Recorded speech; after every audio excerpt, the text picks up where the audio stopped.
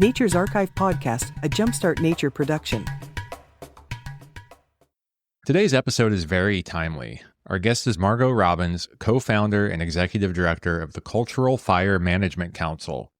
Margo advocates for the return of cultural burning practices as a way to strengthen community, support biodiversity, and mitigate out-of-control fires that plague so many areas. But before I delve further into the details of today's episode, I want to note that it was recorded just a few days prior to the tragic and devastating wildfires that affected the Los Angeles area in January. We've had numerous interviews on Nature's Archive with wildfire and prescribed burning experts, so if you've heard any of those, you know that fire frequency, intensity, behavior, and management practices vary dramatically depending on what habitats and which climates we're talking about. Now, I mention that because today's episode focuses largely on the forested lands of Northern California, specifically Yurok tribal lands. So while the topics discussed here might apply to other habitats and locations, the specifics likely vary. Despite all the past episodes relating to wildfire, though, we've had a notable gap. That is, no one has been able to speak directly to traditional indigenous use of fire. That is, until today. So today, Margo Robbins will tell us about what cultural fire is and why it's so important across so many dimensions of life. You'll hear how cultural fire can be safely practiced and how it has strengthened the Yurok community. There's a lot of nuance to this discussion I think you'll enjoy. And if the idea of purposeful fire being beneficial to the land is still new to you, I invite you to check out Nature's Archive episode number 89 with Linnea Quinn Davidson. It's one of our most popular episodes, and it provides a great baseline of information that's helpful for today's episode. In fact, we have several other episodes that I mentioned before that discuss wildfire, and we'll link to all of those in our show notes. I was incredibly grateful for Margo to spend so much time with us today and deal with some internet and even power issues. So without additional delay, Robbins. Margo Robbins, co-founder and executive director of the Cultural Fire Management Council. So Margo, thank you so much for being here today. I'm really glad to be here. There is so much to talk about, and it's the double-edged sword, so to speak, of this podcast, because there's always so much I want to cover, but there's limited time. So we'll do our best to hit as much as we can. I know a lot about your work already. I'm not going to presume that our listeners know a lot about your work, but to help with that, I understand that you're an enrolled member of the Yurok tribe, and maybe we can just start with a little bit about the Yurok tribe. Can you tell me where you're located, maybe touch on some of the basic history to give us a sense of place? The Yurok tribe is located in far northern California, near the Oregon border. The reservation extends from the mouth of the river about 42 miles upstream to near the confluence of the Klamath and Trinity rivers. It is 1 mile on each side of the river. Our ancestral territory is much larger than that.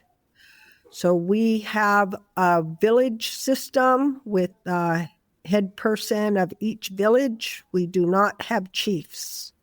We have retained much of our culture, and the language is being revitalized in the schools and in the homes.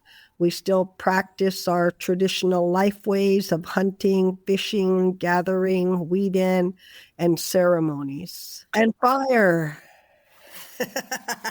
Yes, and fire. And that's actually where we're going to focus a lot today, as much as I would like to get into some of the other aspects of Yurok life that you just spoke about.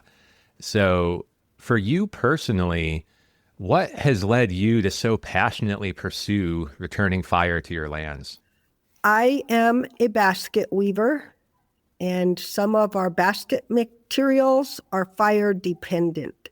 So the frames of our baskets are hazel, and in order to reproduce straight shoots, they need to have fire. And so in the interest of having my grandbabies carried in traditional baby baskets, I jumped headfirst, full force into this push to bring fire back to our homelands. The art of basket weaving was dying out because basket weavers did not have materials to weave with. Every time there would be a fire, Cal Fire would hasten up here to put it out as quickly as possible, which is good in some ways, but not good if you are dependent on those materials for weaving. And for me, coming from obviously a totally different culture where baskets really weren't a thing, can you help me understand a little more broadly when you talk about basket weaving? As I understand it, there are many, many applications for baskets. Yes. So Yurok people are very well known for their basket weaving. All of our baskets are pieces of art, although they are also utility baskets. So we use baskets for cooking, for as eating bowls, to lift up prayer, to carry our babies, to carry heavy burdens, to trap fish, eels, birds. So baskets are like a cornerstone of our culture. Baskets are woven so finely that they will hold water. And every That's basket amazing. has a pattern to it. There's overlays of color that we put into the baskets. And so they're all a piece of art also. It's just so amazing, all the different uses in waterproof baskets and so forth. It's quite amazing. For you personally, so you got into pursuit of returning fire to your lands for the basket weaving aspect. Maybe even going back further than that, what are your recollections of fire, whether it's cultural or wildfire, that you have from when you were growing up? I don't have many recollections of fire growing up. The use of fire was outlawed. In the early 1900s, Native people would be shot if they were seen starting fires. In the later 1900s, you could go to prison for get a lifetime sentence if you were caught making fires. And so fire on the land was not something that people openly did. Some people did it in secret, but I was not privy to that. Sometimes those fires that were done in secret would be in places near the road where there were basket weaving materials, hazel, and so we would go and gather from those places. But the penalty of prison was pretty effective at almost obliterating fire on the land where I am from. Before I was in my teens, there was a wildfire. I remember Mom packing up the trunk of her car with family pictures and other valuables. And the fire had actually been started by accident by my grandma. She was barbecuing or cooking salmon on an open fire in her backyard. She had a little house just down the hill from Mom, and her fire escaped and it turned into a wildfire. So that was like one of my big memories of fire. Other than, of course, everybody has wood stoves. We live out in the country and everybody builds bonfires down at the river. And occasionally Mom or Dad would have the boys cut the brush around the house and burn that. But that was pretty much my recollections of fire when I was young. All right. So what I would like to do is maybe jump ahead to current day. And if you could tell me a little bit about the current state of fire on Yurok lands, and then we'll fill in the gaps in between. Currently, we have been very successful in bringing fire back to Yurok territory. A little over 10 years ago, the community got together as a group after identifying fire as the most important issue facing our community, or lack of fire, I should say. And we did research about who has control of fire in our homelands. And we found out that it is pretty much Cal Fire. a little bit Bureau of Indian Affairs, and we learned what we had to do to use fire in our homelands without getting in trouble. And so we trained up our local people. We had people from the outside come in and provide training for our local people, and have been successful with the help of our partners, including majorly the Nature Conservancy, in burning on the upper reservation for the most part. We could burn in other areas, but we live on the upper part, and so we're focusing on this area. And so this year we burned about 24 days out of the year, which is a lot for us. So we are restricted in the number of days we can burn by several factors. One is when we can get a permit from CAL FIRE.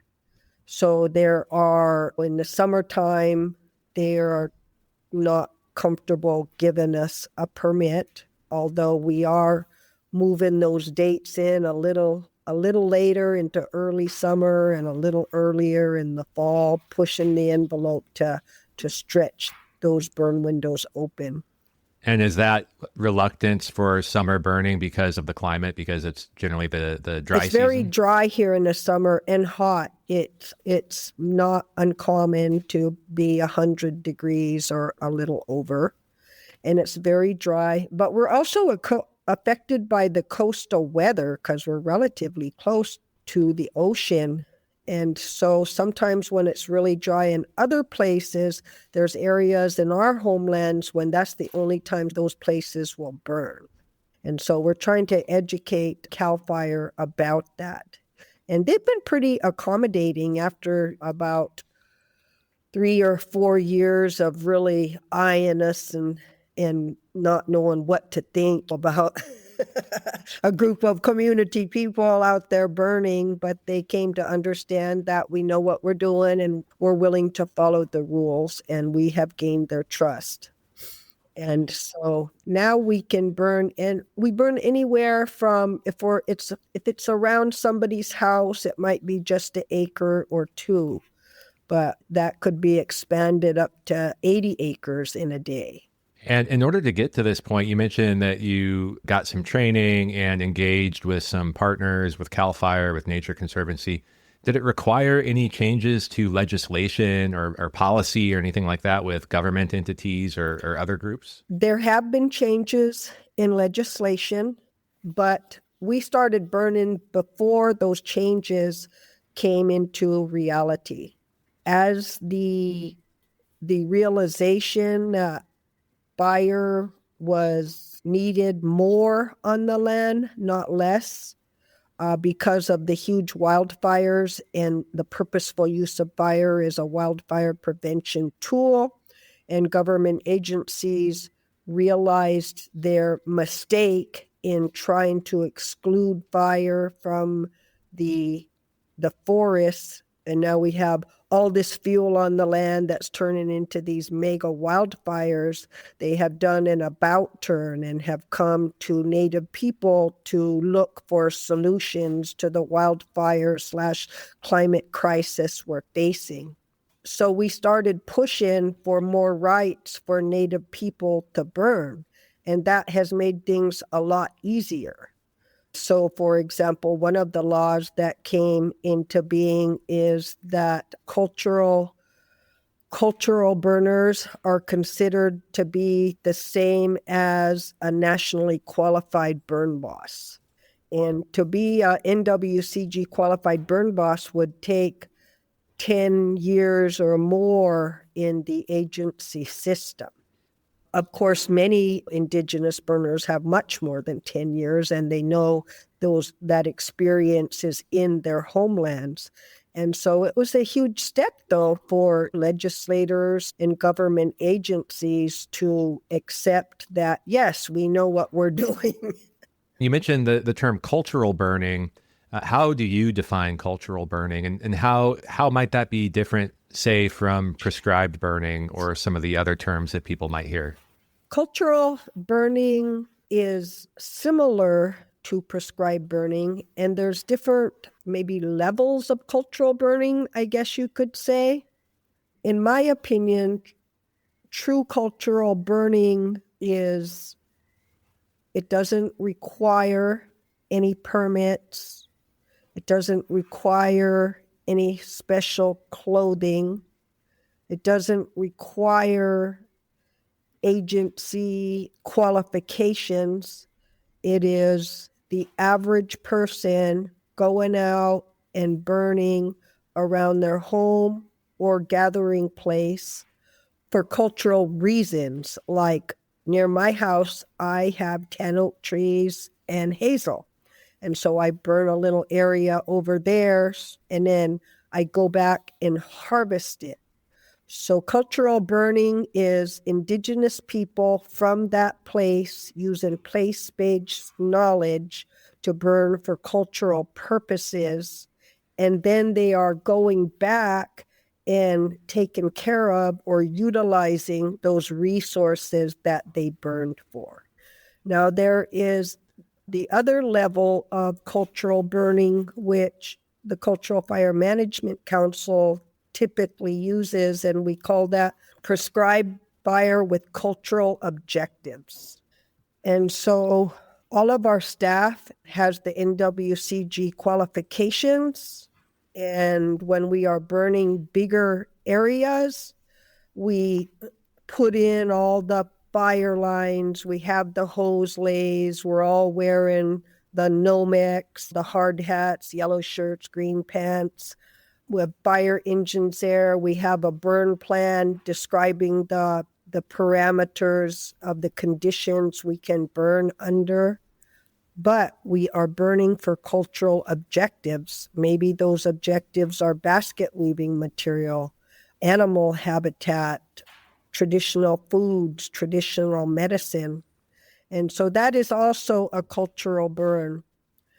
Now, a byproduct of both of these kinds of burning is what the wider world might call fuel reduction, because you can't burn a mountainside to improve the cultural resources without a natural outcome of reducing the amount of vegetation on the land. And that vegetation contributes to the wildfires. It also contributes to an overstocked forest, which decreases the water table and decreases animal habitat and all of that. Prescribed fire is more what the agencies are doing. So their primary purpose is to reduce the wildfire risk, what they call fuel reduction or hazardous fuel reduction.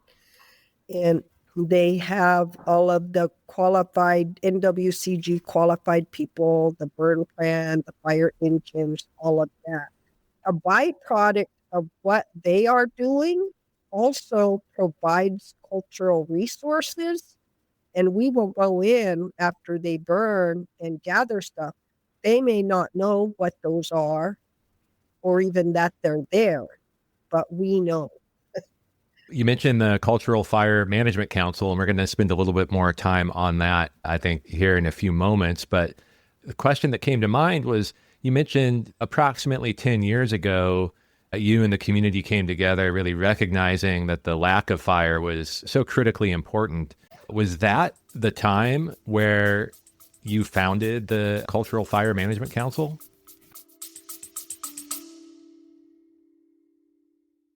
Hey, Michael here. I'm sorry to interrupt, but nature needs your help, and so do I. Jumpstart Nature, my education and conservation organization, is at a bit of a crossroads. We're still awaiting the IRS's review of our nonprofit application, and since we filled out the long form, it means it takes several months for that to happen. So we're in limbo for another few months. While we wait, we still need your financial support, perhaps more than ever, because we're taking on additional expenses to operate while we wait for the official designation. So the easiest way to support us is by becoming a patron on Patreon. And you can do that by going to jumpstartnature.com/Patreon, spelled Patreon. You can join Sarah, Mitchell, William, Erica, Jess, Maria, and Lisa, some of our newest patrons, over the last few months. And you can do this for as little as $4 a month and cancel anytime. And along the way, you'll get a few perks as well. If Patreon isn't your thing, we also offer merch and a direct donate option too. Just check out the website. I hope that you can help, and thanks for being part of our movement. Yes, it was. We started out as the Klamath Local Organizing Committee, and it was part of the Building Healthy Communities initiative supported by the California Endowment. And they hired a community organizer to come in and help us define what the most pressing needs are, and then helped us figure out how to overcome those problems. We did our very first burn as the Klamath Local Organizing Committee. And then we got a new organizer, and then he wanted to have something different to be recognized as, yes, he accomplished something with his community. And we said, no, we're not going to do something different. We need to keep burning. And so we ended up splitting off from a bigger group who was working on a different community issue. I think it was like a crosswalk at the store, because there was elders that crossed there and worried that they might get hit by a car or something. And so we split off, and we said, well, we have to come up for a name for ourselves. And so we came up with the Cultural Fire Management Council. And there was 4 of us who had split off, and 2 of them were Yurok tribal employees, and we didn't want to be part of the official Yurok tribal structure. And so we decided that it wouldn't be good for them to be the head of our new group. And so that left 2 of us, and they looked at me and I said, yes, I'll do it. It's a really fascinating and, I would say, successful story. And I'm going to leave it a little bit as a teaser right now for the listeners, because we're going to come back to this a little bit more, time permitting, later. But I wanted to ask you, now that you have returned some fire back to the land, can you tell me about like what changes you've seen in your land and maybe your community members have seen since the return of fire? That's pretty open-ended, so take that however, in whatever direction you'd like. I love this question. We have seen such amazing changes on our landscape since we started burning. And it's just been a little bit more than 10 years. But all of the places that we burned, there are deer there. Before we started burning, our young men would have to go off the reservation and risk big penalties for hunting off reservation to bring deer home to feed their family. And now they just go to the places where we burned and they'll bring home a deer. And so that's pretty amazing. We have noticed difference in the water table, where before, towards the end of summer, things would be very dry, no water in the ditches. Now in those places that we burn beside the road, it's not uncommon to see water in the ditch now. The creeks are increasing their flow, so those ferns that rely on wet, damp places throughout the year, they are becoming more plentiful. That's huge. We can see from the roadside up to the ridge. We can actually see through the trees to the ridge and see the skyline, which is huge, because before you couldn't see past the bank on the edge of the road because it was so thick with brush. And that is a huge thing. We see not only the number of basket weavers increasing in our community, but we have so much hazel, we can invite our neighboring tribes to come and gather with us. And where once it was uncommon to see a baby being carried in a basket before we started burning, Now, every place you go, you'll be seeing little babies being carried in baskets because the materials are there and available. There are more weaving classes, more and more people are learning and expanding the art of basket weaving. There have just been so many changes.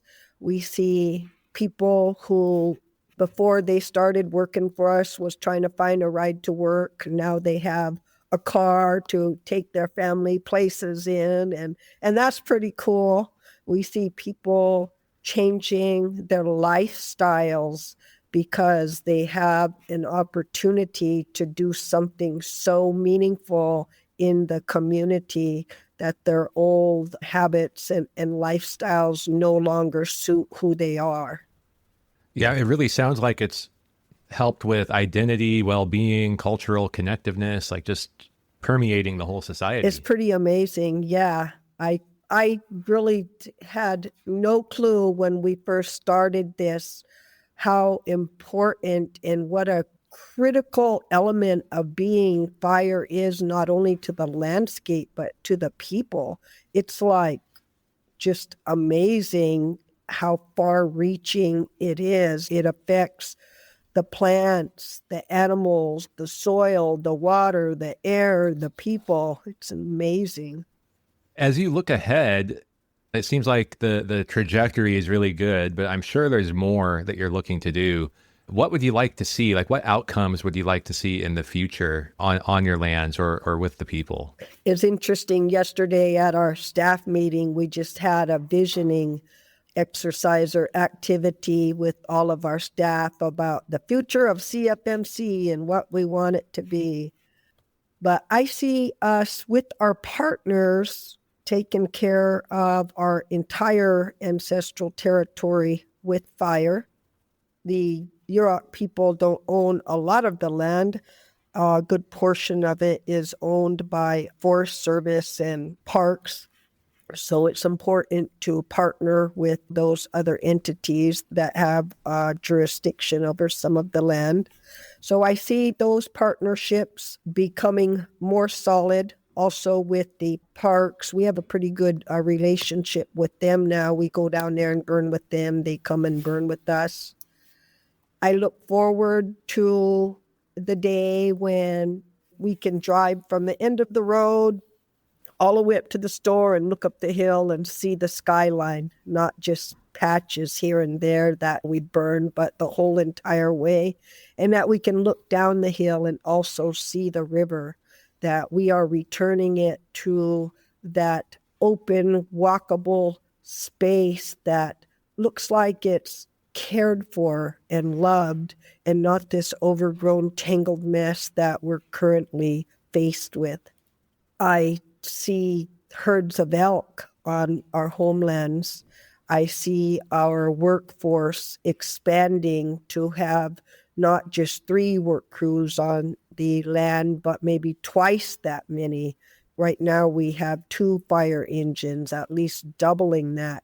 So to continue to increase the workforce and the equipment to put more and more fire on the land. I look forward to the time when we don't have to get permits from CAL FIRE, that the tribe establishes and claims their true sovereign authority over what we do in our homelands.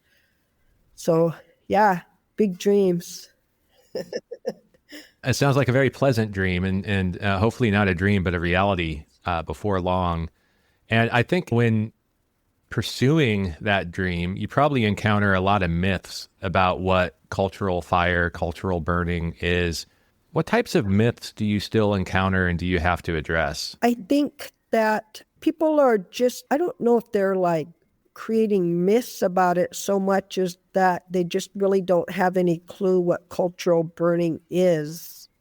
Well, I guess like one myth about it is like with certain types of vegetation, especially the more highly flammable ones, that people will say, oh, the native people never burned that.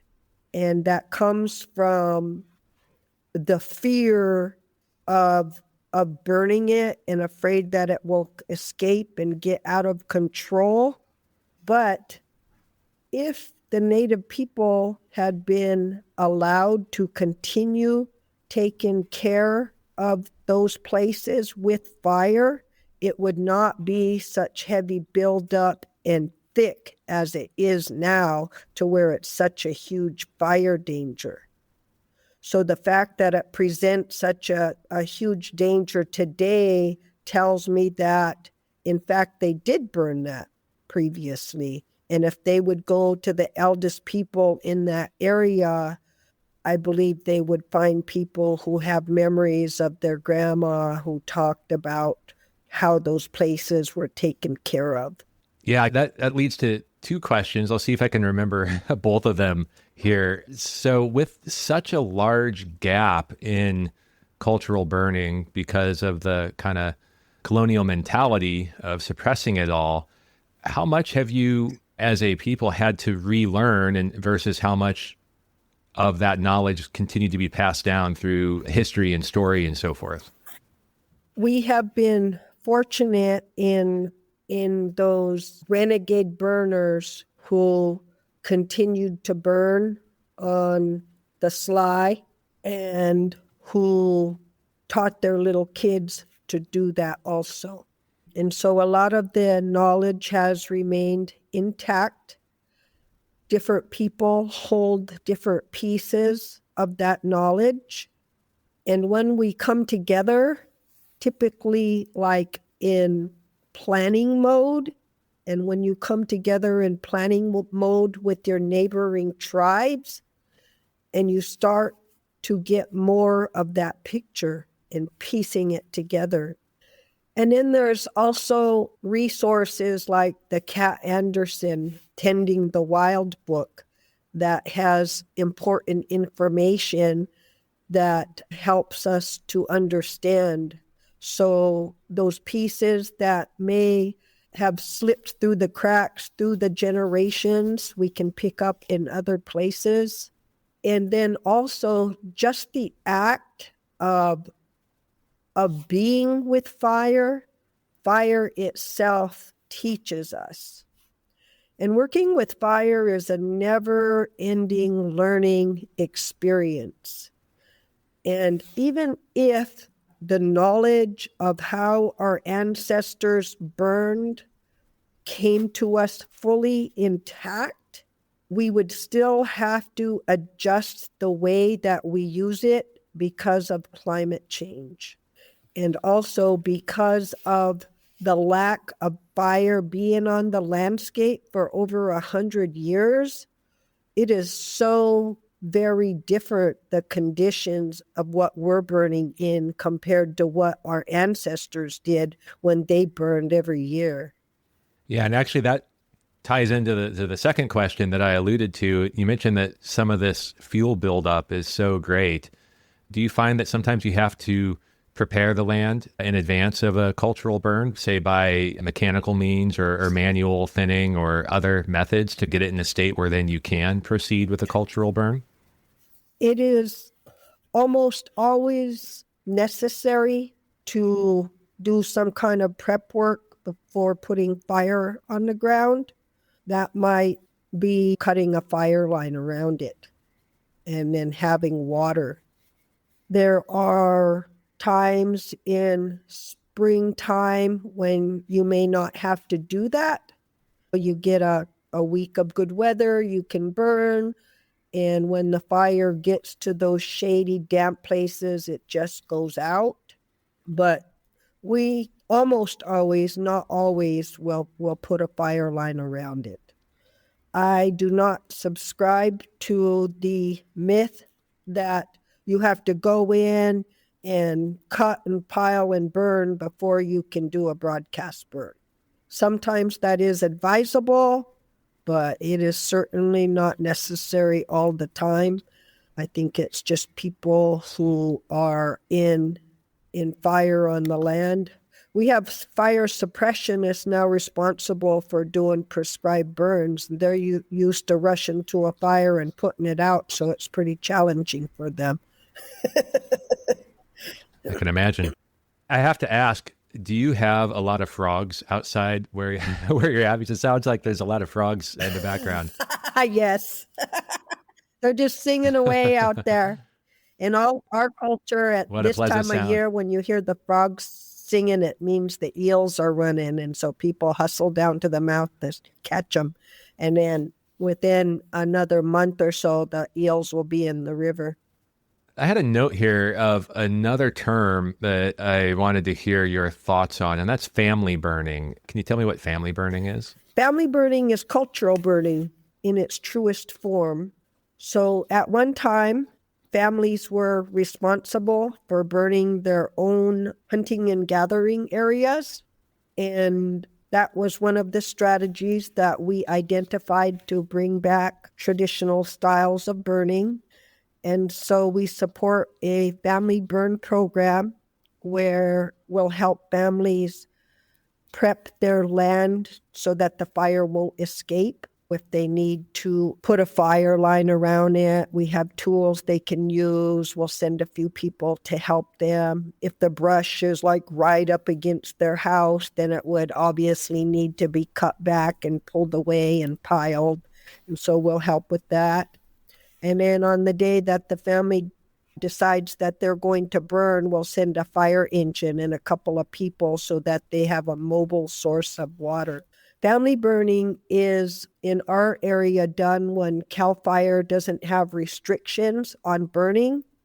And so you don't have to have any special qualifications or clothing. All age people will be out there from little kids to elders.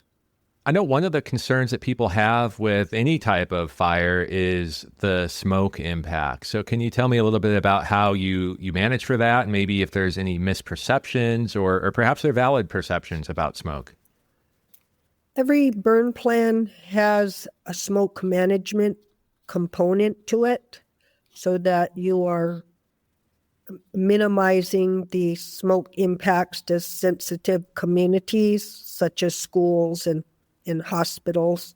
A lot of it has to do with which way the wind is blowing and other factors. I think that it's important for people to understand that prescribed fire and cultural burning is a wildfire prevention, that without the reduction of the vegetation, live and dead vegetation on the ground, the wildfires will continue to get bigger and bigger. And the smoke from wildfires is carcinogenic. It is poison, a lot of it, because it's not just burning wood, it's burning buildings and plastic and any number of things. And so when you think about it in that way, if we have a way to minimize or reduce the spread and intensity of those wildfires, and it produces much less smoke, and the smoke from the purposeful use of fire is just wood. So people need to think about what kind of smoke are they going to choose, because there is no such thing as a no smoke option. We can either do nothing, and the wildfires will continue to get bigger and bigger. We'll be socked into our homes with smoke so thick we can't see across the way. Or we can choose the minimal smoke, which dissipates in a day or so with prescribed burns, which will impact the spread and intensity of the wildfire and the smoke produced by it. Yeah, I think that can't be stressed enough, because part of the prescription of a prescribed burn is, as you said, taking into account the smoke and the wind and the weather. And the alternative, I think everyone in the United States and Canada in the last half a dozen years has experienced days on end of smoke. So yeah, that's the alternative, is like it's going to come at an unexpected time and last for days or weeks unless we get a handle on it. So I appreciate that insight. I think it's one of the more overlooked aspects of this. So more generally, There's a shift of perspective that's required when it comes to putting fire on the land. And would you be able to maybe elaborate a little bit more on that? Like what types of shifts would you like to see in the public when it comes to applying fire to the land? I think it's important for people to understand that at one time, it was not some responsibility of a specialized group of people, government agencies that had responsibility for taking care of the land with fire. It was the average person that took care of that responsibility. And in some states, that's still the case. In some states, if you don't burn your property and a wildfire comes and burns your neighbor's place, then you're held responsible because you didn't take care of your land with fire and now it burned your neighbor's place. I think we need to get back to that place where the average person has the knowledge and the right to take care of their home and their land with fire. Think about all the private landowners who own a half an acre, 10 acres, 20 acres. What if all those people had opportunities to learn how to safely use fire to take care of their land? Maybe get your neighbors or other family members to help you. How big of an impact would that have on the number of acres burned annually? There is such a deficit of fire on the land that there is no way government agencies can ever catch up with that. So I'm not saying that they shouldn't be doing it. I'm saying we need to expand the pool of people who know how to do it safely. All right, so we teased a bit about the Cultural Fire Management Council, or CFMC, earlier. So maybe taking a step back, can you tell me what is the mission of the CFMC? The mission of CFMC is to restore our homelands with fire and improve the health and well-being of the land, the animals, the people, improve the water. It's just to return fire to the land. And are you working on this with, say, neighboring tribes or other groups across the country, or is it pretty much focused on traditional Yurok lands? We are focused almost exclusively on Yurok lands. We do go burn with our neighboring tribes, the Hupa and Karuk, and they come down and burn with us sometimes. And we do trainings to bring people from across the United States and sometimes other countries here on our homelands to increase their knowledge about the purposeful use of fire and the benefits. We are part of the Indigenous Peoples Burn Network, whose mission it is to support other tribes in reclaiming their tribal fire practices.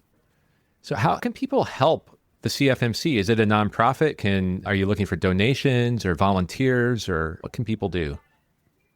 I think one of the biggest things that people can help with is to really just help spread the word that fire is a part of the natural ecosystem. And as human beings, we need to stand up and take our place in that cycle, that we're meant to be part of the ecosystems. We can't just leave land alone and expect it to be healthy and fully functional. Fire is a part of the natural ecosystem, and we need to take our place in that. Absolutely. That's our goal here as well with this episode. So Griff and I were chatting on the side. So for people listening, Griff is here today as a producer in the background. So he's kind of helped guiding the discussion. And since time is a little bit short, we would really like to hear a little bit more about your perspective on fire tending to the land, and sort of the way that we were thinking about it is that, as the story goes, when the first colonists arrived, they saw this land as a wilderness, but also at the same time, like an abundant garden, a promised land with what they saw. They didn't recognize the fact that it was being stewarded by numerous different indigenous people. So with that as a launch point, can you maybe riff a little bit on that and the meaning that, returning some of these TEK practices to the land have to you? It's really interesting. I went to this gathering in Colorado with several different kinds of agency people, and some of them managed wilderness lands. And I had to inform them that what you guys called wilderness are places that indigenous people used to continuously steward. And they are that way because of the stewardship practices, including fire, that we use to keep the land and everything associated with it healthy. As Native people, we once depended solely on the land to provide for all of our needs. And so we stewarded the land in ways that those species that were especially important to us were expanded and taken care of in specific ways, not just with fire, but also utilizing the resources from those places in sustainable ways. And the gathering practices of the people help to keep things in balance and plentiful and healthy. So, for example, at one time our land was half prairie. The prairies are only 1% of what they were. We used to burn prairies annually. And so it would keep encroachment from fir trees from taking over the prairies.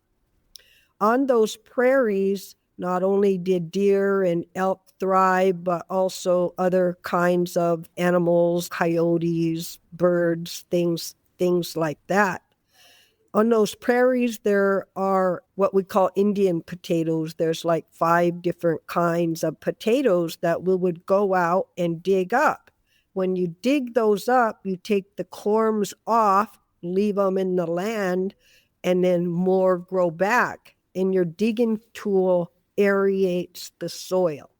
And so it is a whole system, not just with fire, but also returning to those places and digging the potatoes, gathering the acorns, picking the berries and nuts, which provide more. They continue to provide.